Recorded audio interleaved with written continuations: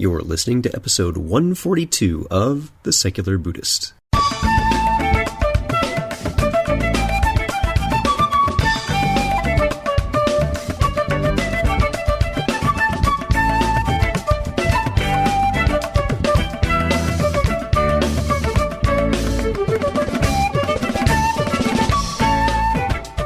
Welcome to The Secular Buddhist. I'm Ted Meissner. The Secular Buddhist is the official podcast of the Secular Buddhist Association, a grassroots-driven effort to answer the needs of secular teaching and practice for contemporary society. The podcast has interviews and roundtable discussions pertaining to engaged Buddhist training and practice, and the SBA website has show notes for each episode along with resource materials. Though the podcast focuses on core practice from a secular viewpoint, more traditional teachings are welcome and openly discussed. Today we have a trio of guests, Melissa Lee, Melissa Kaercher, and returning guest Matt Lowry, to speak with us about how we can best deal with people who have contrasting views to our own.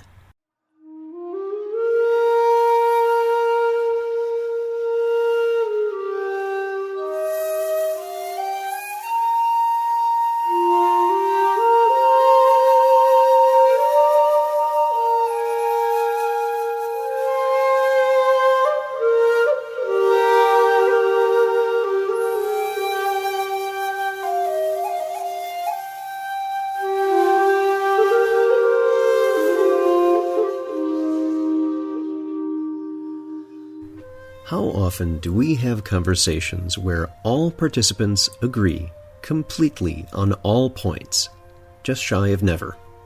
Every day, we're going to run into an expected variety of thoughts, opinions, and beliefs. Some of these may be held quite strongly, others not so much. It gets difficult when the passion about ideas is fierce, and the divergence between ideas is wide. When we do find ourselves in situations where the discussion is going to happen, how can we engage in ways that not only leave doors open, but actively create bridges? Today's episode is based on a situation that occurred at DragonCon during the science track in a panel discussion about evolution and creationism. It was recorded in a crowded bar, so I thank you for your patience with the background sounds and ask for your understanding that we don't always have the benefits of quiet, Skype-based conversations. Matt Lowry is a high school physics teacher with a strong interest in promoting science, education, and critical thinking among his students and the population in general. He is a self-described skeptic, someone who believes in Carl Sagan's adage about extraordinary claims require extraordinary evidence. His blog, The Skeptical Teacher, is to allow Matt to expand upon various topics related to skepticism, science, and education. Melissa Kaercher is a professional colorist, letterer, and web designer from Minneapolis. She is an active part of the skeptic community, participating in Mad Art Lab events, and is a frequent panelist in conventions across the country. Melissa is also co-host of the Geek Life podcast. Melissa Missy Lee is the head of Minnesota Skeptics, and what you might call a convert skeptic, once a true believer in all kinds of assorted woo. She values critical thinking skills, and hosts the Minnesota Skeptics Newbie Nights and monthly Drinking Skeptically get-togethers in Minneapolis. So, sit back, relax, and have a nice buzzed Aldrin. Hello. And our guests today are Matt Lowry. Hello. Melissa Kaercher. Hi. And Melissa Lee. Hello. And we're starting a tradition, since this is our second recording of a live recorded podcast at DragonCon, with Matt in particular, so we're going to keep going with that. Matt, this is your third time on the podcast, and for the audience who's listening and you hear some different music in the background, different sounds, groove is in the heart right now, by the way. What we are doing, we're at the top of the Hilton in Atlanta at their cigar bar. We are enjoying cigars and scotch. Not that any of us drink or smoke. And our topic is on a subject. It was based on a panel discussion that occurred today at DragonCon. And what we wanted to talk about was, after dinner, we were chatting about this and thought it might be a good idea to have a podcast episode about how we have conversations and engage with people who have very different opinions than our own about various things, because that came up during the panel discussion. Matt, you were part of that panel, so I'll let you describe what it was. Melissa and I were in a conversation with one of the individuals afterwards. Melissa Lee. You and I were in a, Missy. Missy, that's right. We'll go with Missy. Okay. Missy and I were in a conversation with an individual of a different opinion after the panel discussion, so we'll go into that. And then, Melissa Kaercher, you've had a great deal of experience in panels, yes, moderating this and running into the situation countless times. So I think what we'll do is start, Matt, with you in the setup of tonight's all-star panel. Why don't you talk about who a few of the wonderful people were along with yourself on this panel and what the topic was about? Okay. Well, basically the topic of the panel was, it was titled The Evolution Creationism Wars, and it was kind of like an update and a discussion of, kind of the landscape of where things stand in the United States now about the, the whole culture wars regarding creationism and so on. And in addition to myself, we had Eugenie Scott of the National Center for Science Education, who just today, by the way, was awarded a Richard Dawkins Award. The Richard Dawkins really? Award for 2012. I wasn't sure if you knew that yet, but Melissa saw the posting from the Richard Dawkins Foundation. That's cool. That's cool. Well, yeah. So we had Eugenie, and then we also had Josh Rosnow from the National Center for Science Education. And we had the noisy astronomer herself, Nicole Giuliucci. Yay, noisy. Yep. And so that's... and of course, on the panel, we started getting into a lot of the standard questions about, what's the latest with, creationist tactics and so on. And we also started to discuss, at one point, why it is that it's so difficult to have these kinds of conversations with creationists, because you're trying to talk. I think maybe a good analogy is you're trying to talk to some of them in a language that they simply don't understand. That language being science, and so that led to some interesting discussion, especially during the question and answer session, which we can get to in a few minutes. Yeah. So very interesting. Oh yes, very interesting. It was. I think it would be appropriate to say that it was something else. Yeah. Yeah. The natives became very restless at one point during question and answer session, when an individual stood up, and this is a woman who had been a teacher for 30 years of mathematics, and who just recently retired, and she had a very valid question, which is, this is a topic around creationism and evolution and the debate and what's the status, and wanted to know who's the creationist on the panel. And the person who was one of the organizers for the science track at DragonCon said, that's a very good point. We don't have a creationist here. Right. And go ahead. Well, and I responded in a very pithy way. I basically said, well, because it's a science track. I mean, it's a science track, and unfortunately, creationists don't really have any science to offer. Eugenie gave a much deeper and broader response, where she basically said, the door to science is not closed to the creationists a priori. It's open to them, but they have to follow the scientific method to kind of get in the room with us. I mean, if they have something to offer scientifically that is valid and that is you can replicate and you can test and explains things better than evolution, then hey, have at it. Let's go for it. That's the way science rolls. But I'm not sure this woman understood that.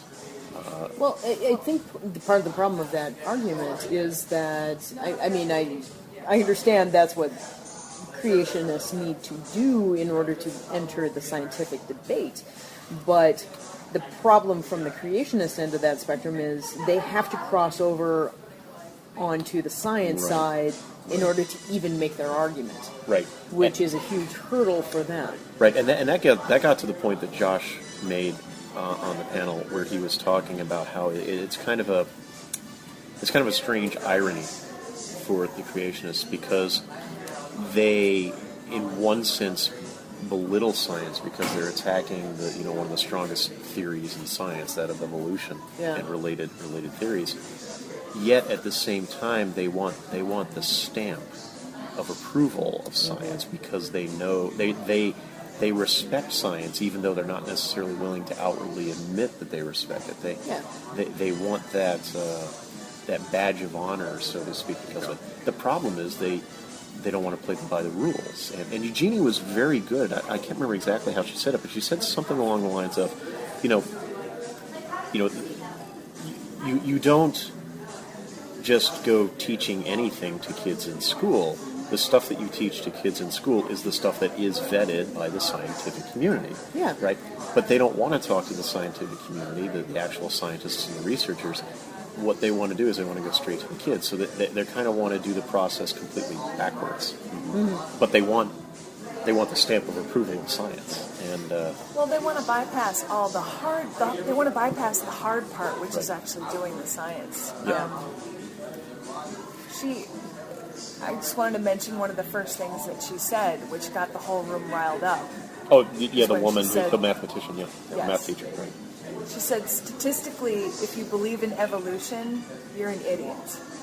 That was a quote from her, which is a little strange. Which brings to mind, what sort of statistics are we talking I about? know. We'll get there. Oh, It's part of our conversation later. I couldn't I was scratching my head on that one, too. Yeah. But let's actually... for full disclosure, let's actually go on and reveal how the rest of that conversation went with that woman in terms of when she was up to the microphone asking her question. She then continued to expound upon her views, and she actually asked a question about how come when we're in science classes we don't teach all views and let the kids decide, basically. And to her credit, I will admit that this is the first time I've actually heard a creationist come out and say this. To her credit, she did at one point say, "Well, hey, go on and teach the Islamic creationists. Go on and teach the Scientology." Oh, that's and I think that's something that's worth acknowledging because she didn't do what a lot of, say, young Earth creationists do, where they say, "Oh, we want academic freedom," but what they really mean is, "Oh, let's only teach our view." Right, she didn't play that game. She was actually very straightforward and said, yeah, sure, teach Islamic creationism, teach Scientology, teach all this other stuff. And let the kids decide. And what happened at that point was, in my opinion, a little bit embarrassing for our side. Mm-hmm. Because... Turned into a Jerry Springer crowd. Yes, it kind of got a little Jerry Springer because some people in the audience... Oh, and I'll have it... I should note for our podcast listeners now that Ted is dancing. But it's Blondie. Yes. And wish you could see it. I love Blondie. Everybody loves Blondie. Everybody loves Blondie. But the problem is that we had some people in the audience who had very strong opinions, of course, against creationism because it's a science panel, and so, of course, most of the people in the room are going to be, against scientifically literate. Yeah. Yes. Yeah. And they started to kind of shout at this woman. And myself and Eugenie and the other panelists, we basically had to bring order to the room. I had to kind of shout at some people and shout them down. And Jeannie and I played good cop and bad cop. I was the bad cop. And then I handed the mic to her, and she kind of was the good cop. And between us, after a couple of minutes, we were able to get things... You did Batman. Calm down. Then she came in as Superman. Right. And we kind of got things on an even keel. But, the math teacher creationist, during the shouting match, which was fortunately very brief, she did say something which was very cogent, and I think is worth mentioning. She turned to one of her accusers and shouted back something along the lines of, "You're just proving my point." Right. Mm-hmm. She said that several times. Yeah. And I have to admit, she's right. Yeah. But the woman that yelled out, I'm glad you're retired. That was pretty nasty. She was getting visibly upset. She was saying, I'm a teacher. She just let her emotions get the best of her. Yeah, well, a lot of people in the room did. I mean, I have to admit, I would be lying if I didn't say that I my ire got up a little bit, but I controlled it. Some other people did not, and it got a little ugly. But I think, I think Eugenie addressed a lot of what this woman said very well, because Eugenie is a really good communicator. Oh, she's the best. And she's a good communicator not just because she talks well, but because she also listens really well. And we were talking at a dinner about this, and I actually had mentioned something that there's a reason why when I try to put together and moderate panels like this, that I like to have people like Jeannie on it.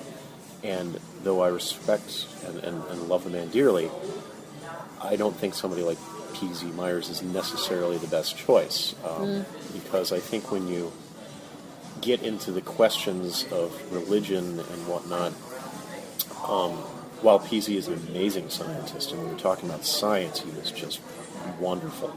Yeah, he's an amazing biologist. When you get into questions like this panel is getting into, and we were discussing, society and culture, war and politics, and of course we touched on religion a little bit too.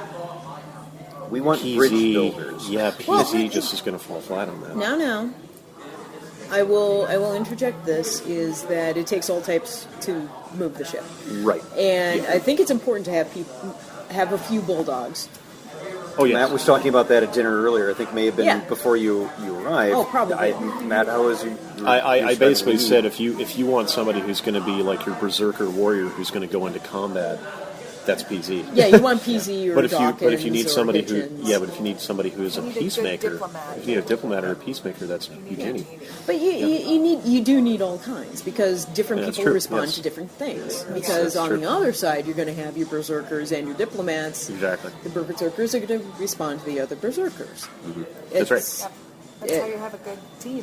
Yeah, Skeptical it takes team. all kinds. So what I'd like to do at this point is follow up with the aftermath of that. The panel drew to a close because this was one of the latter questions that occurred, and then Missy, in yours and mine discussion with this teacher afterwards, we had the opportunity to model the behavior that you and I shared, that we like to engage with people on a more open, exploratory kind of note, with trying to understand what their point of view is, because Basically, we'll be just very open asked about her not questions.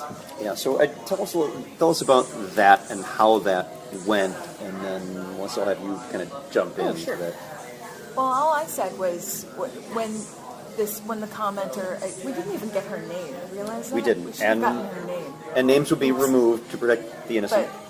But she said,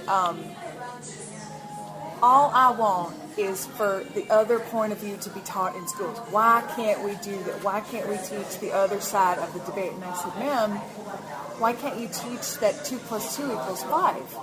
You can't just teach any old opinion, And she really didn't have an answer to that. Let the She kids got- decide. Let the kids decide, yeah.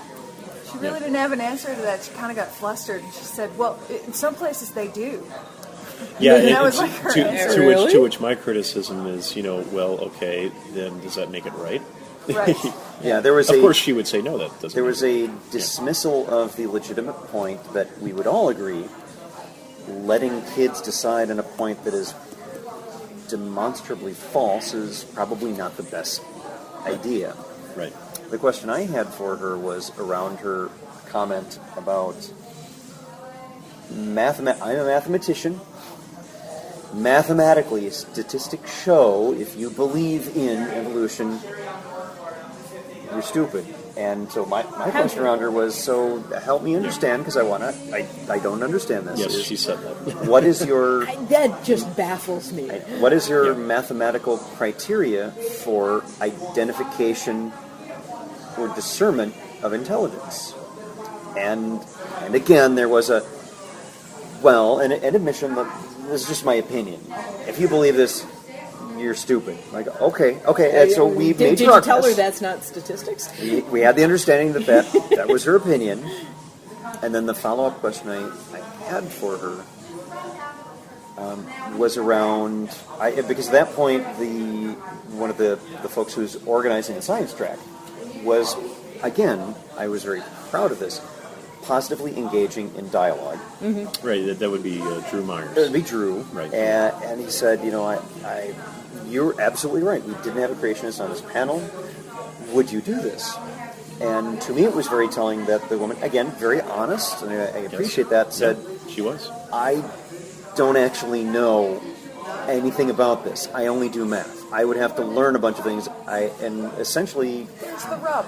Yeah, the point was... She admitted her I would ignorance. have to learn. She admitted that she didn't really Right. know this subject at all, and that's okay. It's perfectly fine Right. to say, I don't know. I have opportunities to say this every day. Yeah. There's a whole lot of stuff I don't that's know. true. And that's okay, and we're able Yes. to encourage that education. We're able to give her some references of, well, here's some things that would help you Right. that are not particularly sectarian. They're not necessarily from our point of view or others. And there was a gentleman who was asking a question who was a student of Michael Behe, who Right. is Yes. someone we would consider on the other side of the equation. Yeah. And that's okay. Let's have that exploration.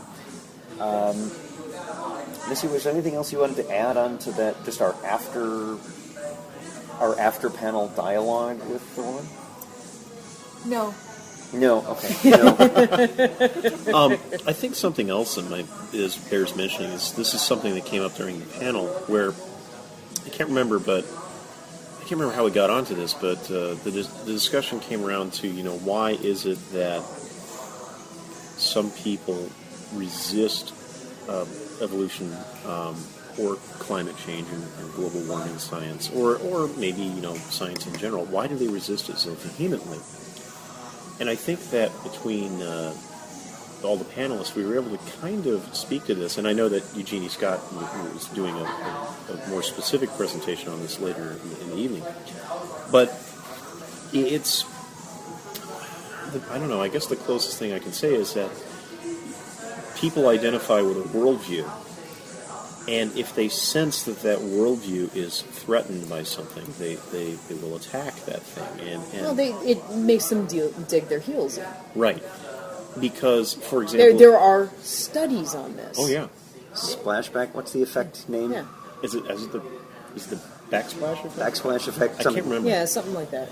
But basically, the thing with creationists is that there are many creationists who are convinced that evolution has to be wrong or has to be a lie or whatever because they've been taught or their worldview has been constructed such that they believe that if you accept evolution, you must also therefore be an atheist. You must reject a belief in God, and therefore society will fall apart, or you'll become a bad person and start eating babies and kicking little old ladies downstairs and all this sort of thing. Get those damn atheists. Yeah. God damn it. We have no Ladies downstairs. It's so moral much guide. fun. We have no moral guide. Right. And that, of course, is an entirely different discon that we can get into. Well, but yeah. the next and podcast, next year, we're taking old our ladies tradition. downstairs. yes, and then maybe next year, yes, at the cigar bar on top of the Hilton. I want to be on that one. I got to tell you, folks, best podcast ever. Anyway, back to my point. And you can also see this in a slightly different but very much related way with people who deny global warming and so on, because for them it's kind of a political identity. And during the panel, I actually brought up a personal story, an anecdote from when I was talking with one of my colleagues where I work. He's a really nice guy. He describes himself as quite politically conservative. He's a nice guy, smart guy, and he and I have talked about global warming a lot. And I think it's appropriate to say that he at least was a global warming denier. And I think what's interesting here is that I was able to get him to become more accepting of the science of global warming because I was able to get him to separate the science of global warming from the potential political implications or the political solutions to it. It's science versus policy. Exactly. Yeah. Because it was like with the creationists. He was conflating an acceptance, because this is how his worldview is constructed. Mm-hmm. He was conflating an acceptance of global warming with, therefore, you have to be, say, anti-business or anti-free market. Yeah. Yeah. And And that's right. not the case. There's the Is this happening? Yes or no? And then what should we do about it? Right. And those are two completely different questions. Different things. And once I was able to, over the course of... And I blame the media on that one. Just to say. Oh, yeah, there's a lot of blame to go around for that one. And quite frankly, there are people to be blamed in the environmental movement for that as well. Oh, yeah. But long story on that. yeah, that's a whole other podcast. But my whole point here is that once I was able to, over the course of many very patient conversations, and I cannot emphasize this enough, that if you're trying to reach people like this, you have to be exceedingly patient with them. And you actually have to really listen to what they're saying. You can't dismiss them. But after many conversations, I was able to get him to see that distinction between those two things, and as a result, he actually became more amiable towards the science of global warming. It's hard to hold a black and white argument with somebody who's actually a human being speaking in front of you.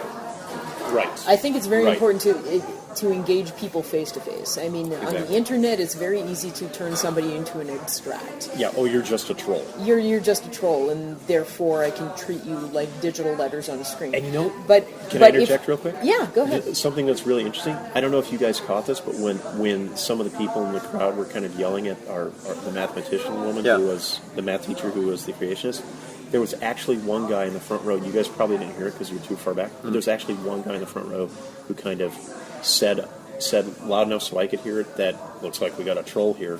He did exactly what you're talking about, Melissa. He tagged her as a troll as if he was discussing with somebody on the internet. Yeah, he found a reason to dismiss her argument this based on woman's who right she there in was. front of you. Yeah. And this is a human being. And here's the thing. Everybody's the hero in their own story. They have a reason for believing everything that they believe in. And, whether it's her upbringing, she never, engaged in biological sciences. She never got the interest to learn about evolution, or she was so indoctrinated in the church, or she never had the interest in it. Whatever. She has a reason for believing in the way she does. And everybody is learning every single day of their life. She may have not come to enlightenment yet to the world of science, or maybe she never will. But the thing is, she has lived her life, 20, 30, 40, 50 years, however old she was, gaining experiences that led her to the conclusion that she came with today. Right. And that is very hard to fight against. Yeah, and the thing is, if you're going to fight against it, you have to do it carefully and with great sympathy. Yeah, because my goal is not to fight with anybody who has. Yeah, exactly. My No, goal is you to try should to plant a seed, well, is to the try to thing get is, those wheels turning in any way that I can. And that usually involves just asking them questions. Well, I never consider it a fight. Oh yeah, it should never be a fight. I mean, But at some least people in do. my I mean, your PZ minor, your bulldogs do that. But the thing is, the bulldogs are good for fighting policy as large. But when you're talking about one-on-one dealing with people, it comes down it's a lousy to strategy. empathy and dealing with them as a human being and meeting with them on their own level. It becomes a role of convincing rather than a battle, and it should never be a battle, because once you go into battle, that turns them into the enemy, and they put up their guard, and you will never get through. And you don't see them as people. One of the things I wanted to share with people who listen to this podcast, who tune into it for discussions about Buddhist-type stuff, and you're scratching your head if you're still even listening. Hi, everyone. Why the hell are we talking about this? This is a Buddhist podcast. Here's the background for this. Is just today on the Facebook page for the Secular Buddhist Podcast, we're having a discussion, and it is a friendly discussion about how, what do we mean by enlightenment, and if secular Buddhists disbelieve in that, then we're throwing out the baby with the bathwater. Then what we're doing is not Buddhism. And as a secular practitioner, I will say that yes, what we're doing is very different from traditional forms.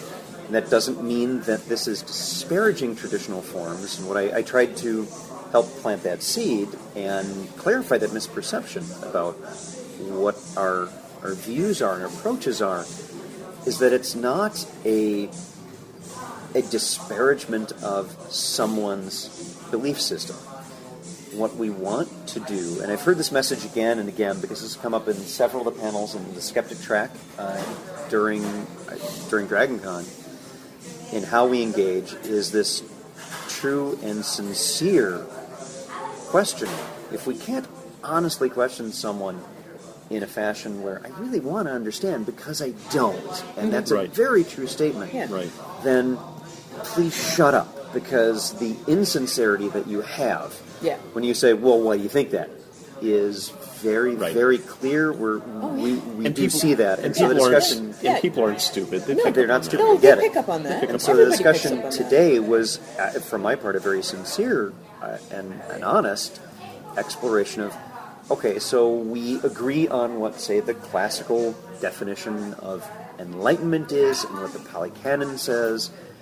The issue that I have, and what I want to see, is that in the same way that you and the individual I was speaking with, you don't hold with a literal belief in rebirth, say, in the same way that we don't hold with a Judeo-Christian view of the afterlife, because we don't really have evidence for it. We can't point to it and say, yes, this makes sense with what we know about science and how things work. I also have that about other claims that we can't show, and it's not that I'm denying them or saying, no, this is absolutely not true. I'm happy to be convinced about enlightenment or rebirth or a creationist view of the world if I'm presented with the evidence. And that was one of the things that Jeannie made very clear is, wonderful point. We will be happy to accept whatever is provided that is something we can all share and point to and say, yes, unambiguously this indicates X. Yeah. But we don't have that. And so one of the questions I asked... Please convince me. Convince me. I'm happy to be convinced. And I mean that quite sincerely. I mean, that applies to a lot of things, like somebody who believes in ghosts and you don't believe in ghosts. Well, wouldn't that be cool if ghosts actually exist? Well, yeah. That'd be pretty badass. That would be pretty badass, but please... Convince me. You have to convince me. And that was part of the conversation with the woman after, when we were speaking with her after the panel discussion, was, what is it that you have? Because I would like to know that makes you more inclined towards a religious, creationist interpretation of how life came about that is more compelling than what science says. And again, the answer was, I don't know. I haven't studied this stuff. Yeah, because you're speaking different languages. Because you're speaking different languages. Exactly. You're engaging on an intellectual level. She's engaging on an emotional level. Yeah, well, it's a completely different thing. And what I've long said is that religion and science approach life at completely different angles, and at some point it's actually kind of useless to fight one with the other, because religion approaches from the why standpoint, and science approaches from the how standpoint. Yeah,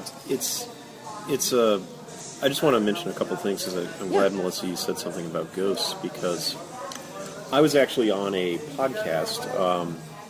You were on another podcast? Yes. I'm shocked. I'm sorry, Ted. I've been seeing another podcast. Well, this was Matt's last visit on the Secular Buddhist Podcast. Thanks, Matt. Bye. Until I buy more cigars and booze for Ted. It was actually a live radio show, which was recorded as a podcast. But it's called Darkness Radio. Ooh. And some of you may have heard of this gentleman. His name is, since you're from Minnesota, you may have heard of this guy. His name is Dave Schrader. Oh, I know who that is. Yes, and he is... Because I know everybody in Minnesota. He's a paranormal ghost hunter investigator, self-proclaimed. And I met Dave Schrader a couple of years ago in 2010 at Convergence, because I wanted to. I had a couple spare hours, and he was giving his lecture on ghost hunting. Of course, he's doing it in the paranormal track, which is not ours. Is not a skeptic or science track. And so I went out of my comfort zone, and me and a few other people went to this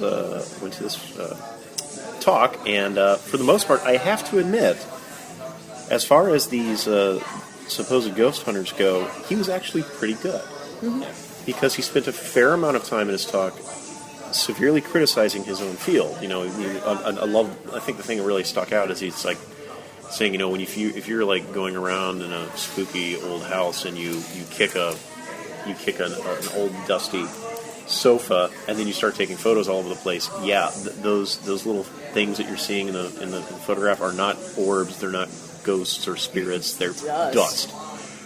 The thing is because he wanted to believe in ghosts so badly, he actually, towards the end of his talk, he actually kind of, you know, went against some of his own criticisms. And I actually asked him a few questions afterwards, and I was extremely respectful about how I asked him these questions. And because of that, and because of the fact that, you know, I have a physics background and so on and so forth, I'm a physics professor, he really appreciated that interaction, so he actually invited me to come onto his show. Mm-hmm. And I did so in June of this year. And I was the featured guest, and it was a live recording, and it was me, him, and his partner, who was also on the show. And he basically said, you know, we're going to do something different. We're going to have somebody who's got scientific training, who's a skeptic about these things, and they're going to drive the conversation. I will note for the listeners that I am now on cigar number 2. They're small cigars. They're really tiny cigars. They're really tiny. My cigars are small, but he is literally chain smoking. But I can lighting one with. My cigar is huge. Well, this is much bigger than the boys. Yeah. Small. You know what? This You're cigar is so talking shit. huge. I'm at DragonCon, and I really want to cosplay Oddball from Kelly's This Heroes. isn't working. I suck Very at this. nice. Yeah. Oh Okay. man, it's beautiful. Did you see that? It was I suck at this. I suck at Yes. this. Okay, we're gonna have the raw recording. I got this. Donald Sutherland. We're gonna Yes. have the Donald raw Sutherland. recording Donald for the 4 of us, All about and then we're gonna edit I this should shit. do a year where all I do is cosplay as Donald Sutherland Sutherland. characters. So we do Oddball from Kelly's Heroes and his role from Dirty Buffy. Dozen. Well, I'm from Buffy. You got to do Buffy. It's Dragon Con. That's true. You got to do the first Watcher. Anyway, Yeah. Okay, what the hell was I saying? Oh, okay. Yeah. Okay. So You were talking to the guy in and Minnesota. So I was on Dave's show, and and what I basically did is I was expounding upon the same criticisms I gave him a couple of years earlier in his talk, and my criticism essentially amounted to, okay, well, if you're serious about this ghost business, and you really want to show skeptics and scientists that these things are real, and you're not just, you know, I don't mean to sound insulting, but if you're not just, you know, running around playing Blair Witch Project. that wasn't real. What are you saying? No. Quiet. But if you're really serious about this, then you got to play by the rules of science. And I had 3 basic criticisms. I said you need to first provide an operational definition for what is a ghost.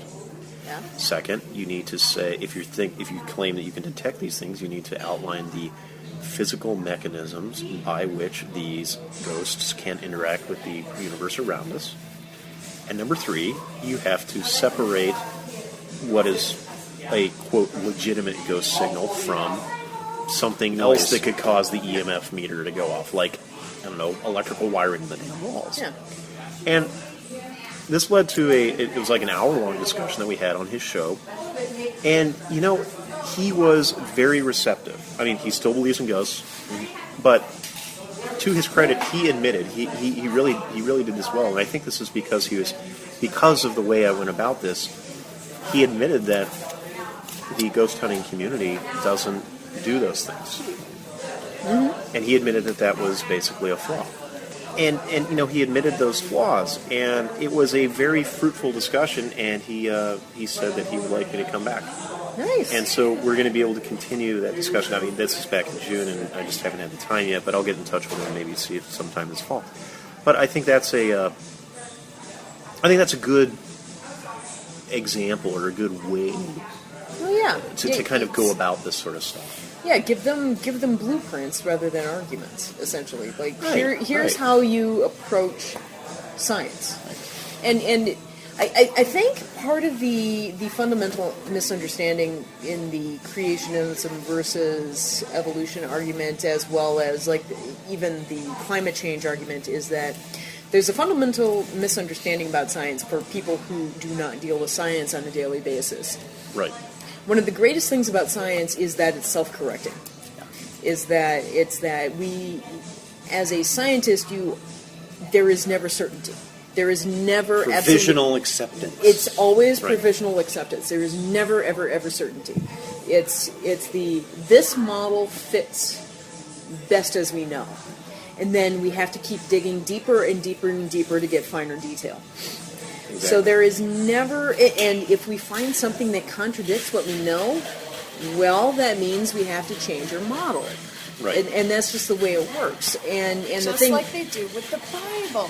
Oh, wait. wait, yeah, exactly. That's the fundamental disconnect. And Right. that's a fundamental disconnect, is that religion offers certainty. Right. Which is comforting, and we can which is totally comforting. understand that. It's very, very simple, Right. and science is never simple on that level. And then And the thing is when you don't deal with science every day, you look at that uncertainty and you go, oh, this is not concrete. This is not something I can rest my beliefs on.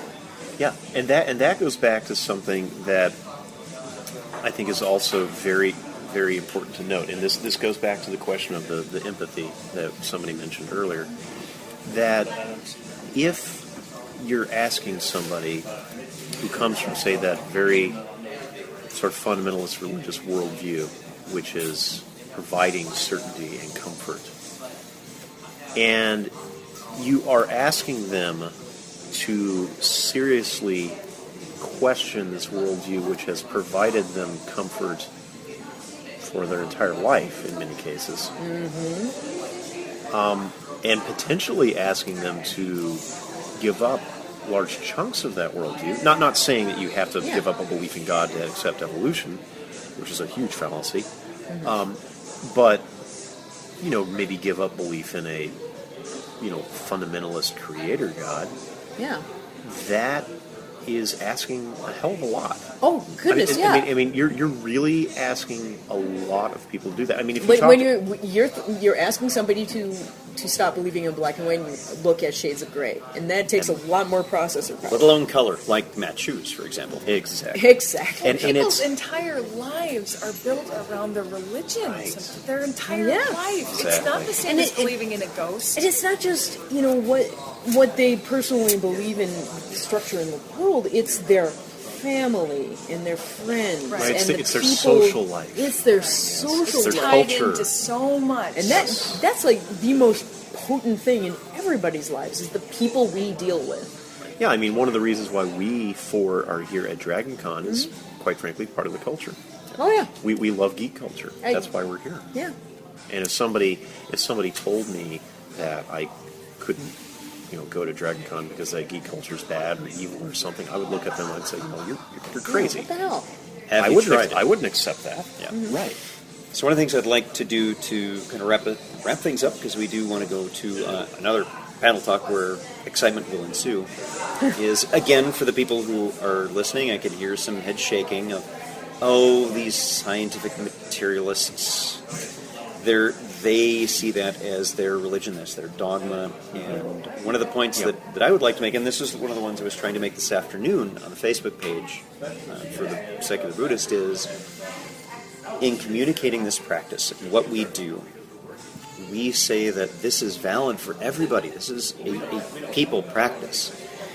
But if we insist that from a religious standpoint of view, from a religious point of view, you must accept either a literal rebirth or a true acceptance of enlightenment and that possibility. That's fine, that's okay, that's all right, but you need to be able to not just convince people who are willing to say, yes, I'm a Buddhist. You also need to be able to demonstrate that to someone who is an atheist, a Christian, a Muslim, a Hindu, whatever else, which is why we find so much importance around science, around demonstrating what our point is. Because if we're going to say, well, this is true because our scripture says so, that's no different than any other religion, which folks listening to this podcast have already not accepted a bunch of other religions. It may just be one, It may be that you started out as a Buddhist and you accept that, but there needs to be some way to discern what is true from what is false. And part of our practice is seeing things as close as we can to what they are. Go ahead, Matt. And this actually brings up a point I wanted to hit on that we were discussing at dinner. Yeah. This is where I think being able to, as Missy said earlier, being able to talk more in a language that people can understand is good, because because we are so grounded in science, and it's part of what we do. Whether we're professional scientists or teachers or just science fans, we have to understand that not everybody's like that, and that different people think about things in a different way. And this is where I think philosophy can be very useful, because I have found I'm actually I have a master's degree in physics. I'm a physics professor, but I've also started to pursue a degree in philosophy, because I've found that has been, it's not only interesting for me, but I found it's been very fruitful towards having these kinds of discussions with other people, especially when they do not have that kind of scientific background or that scientific inclination, or they don't share that scientific worldview, because when you talk about things in that broader philosophical sense, you can really go in a lot of different directions, and that, I think, can prepare you to have the tools to talk much more broadly with a wider variety of people. And I've actually had some success with this with creationists too. If I try talking science, it's just a non-starter. It doesn't work. Oh, yeah, totally. It's not good. But when I engage them on a philosophical level, it's much more fruitful. Oh, yeah. The best way to convince somebody of a different viewpoint, or at least to get them to investigate a different viewpoint, is to let them argue themselves into a corner. Right. Ask them lots of questions. Ask them tons of questions. Make them explain themselves until they start seeing their own inconsistencies. Let's use that as kind of a wrap-up question. What I'd like to do is ask everyone here what they would value most in having these dialogues with people of different opinions. What have you found yourself to be the most helpful thing, not to convince someone necessarily of that they're wrong and you're right, or whatever the idea is, but just to plant that seed and move things forward? What's been the most helpful technique for you to use? Missy, let's start with you. Just saying, ask questions. Yeah. The best way to go is just ask questions. Or else I like to tell them, hey, there's this really great podcast called The Secular Buddhist. The Skeptic's Guide to the Universe, I tell them. Please check it out. It's really, really awesome. And, of course, this one as well. Well, and for me, it's really hard to convince somebody to, listen to something that's kind of outside their zone, just because everybody's time is compressed these days. But, as I was saying, the best way is to just ask them questions. Everybody loves talking about themselves. That's a universal constant. Everybody loves talking about themselves. Delve into what they know. I'm done talking about me. Now you can talk about me. Yes. Precisely. I think it's two things. I think it's, number one, as was mentioned earlier, being empathetic and trying to put yourself in their shoes. Yeah. I think that's a big deal. And keep your mind open. You'll probably learn something too. And don't get hung up so much on your own ideology, because if we've learned nothing as skeptics, we have learned that we are just as susceptible to all of the confirmation bias and all of the blinders and bad logic and bad thinking as anybody else. And I think if we approach these discussions with people who disagree with us in an empathetic and an honest manner, not being snarky or smart-ass about it, we may not convince them,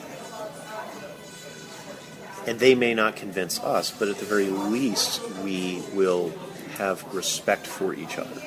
Yeah. And to me, that's half the battle. Yeah, that's greater understanding. Right.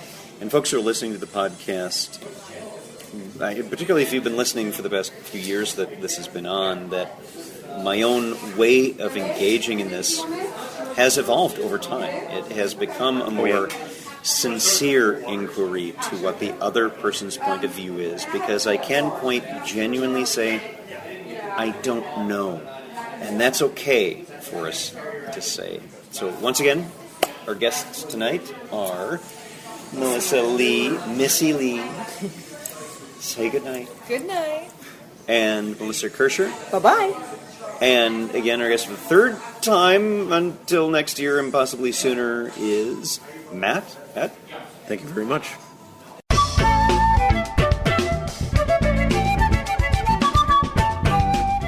Thanks for listening. If you'd like to learn more about something you've heard in today's podcast, please come visit the SBA website at secularbuddhism.org, and you'll find an entire webpage devoted to this and every episode. Discussion about this episode can be found on the episode page itself, along with show notes. The music for The Secular Buddhist is used by permission from John Kaizen Neptune's CD, Steps in Time. Additional music is provided courtesy of Monty Levinson of Taihei Shakuhachi and Rodrigo Rodriguez. Their websites are also linked on the SBA site on the About Podcast Music page. Until next time, remember, every moment you have a choice. Make it the best you can. See you next time on The Secular Buddhist.